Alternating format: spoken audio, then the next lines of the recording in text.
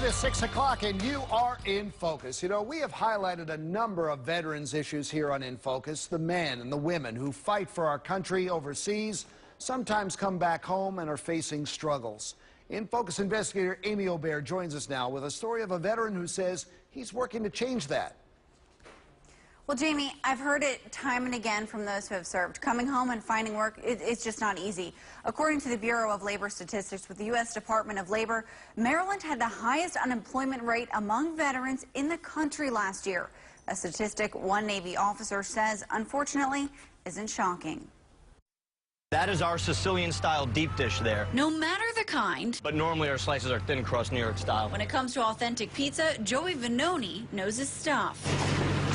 I've made 1 or 2 pizzas in my day. 1 or 2 pizzas over the course of 6 deployments throughout the Middle East and Southwest Asia. When I was out in Afghanistan, they actually built me a small coal-fired brick oven.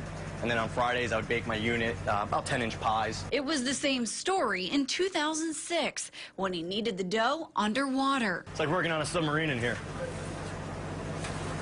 And I know that because I've worked on submarines. He mastered the pie-making techniques back in high school when he worked at a local pizzeria, but never imagined after serving 10 years in the Navy and coming home that he'd be back at it. Nothing was really panning out, and, you know, you could either sink or swim.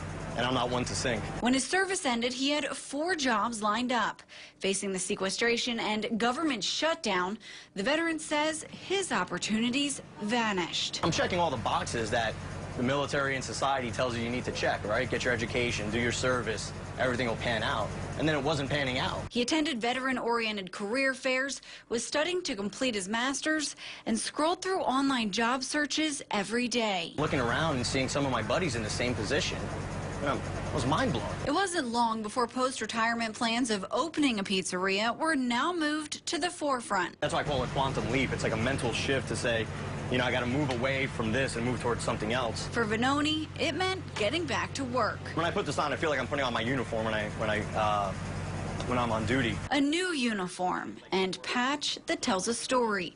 A food truck equipped with a 4,000-pound brick oven that's bringing service members on board. All right, your total's $8. With Maryland having the highest unemployment rate among veterans in the country, Vanoni is doing his part. Ladies, here you go.